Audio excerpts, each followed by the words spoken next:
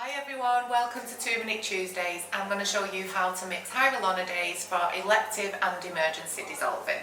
So, for the sake of 2 minutes, I have already drew up 10 mils of sodium chloride into my 10 ml to remove syringe, and I've got a 1 1/4 inch needle on the end there, just so it's easy to get into this vial. This is my vial of hyaluronidase. So I am going to mix 1 ml straight into the vial,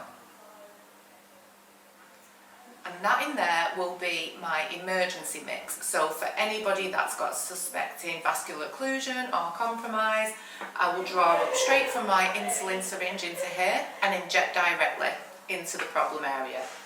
Now, if it is an elective dissolve and it's just somebody who doesn't like the look of the lips, or we've got some little bumps going on that we want to get rid of, remember hyaluronidase will dissolve people's natural hyaluronic acid as well as the filler.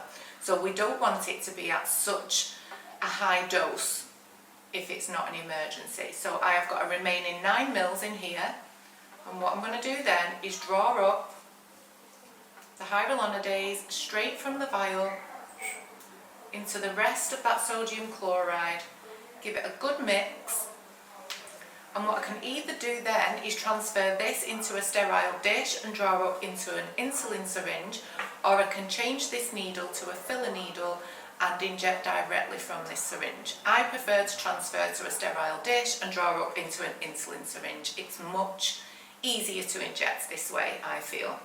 So if you remember, you need a high dose for an emergency situation, so you mix less sodium chloride, and if it's an elective, we've got time, we can take it easy, we can do it over a couple of sessions, making sure we leave that natural hyaluronic acid intact.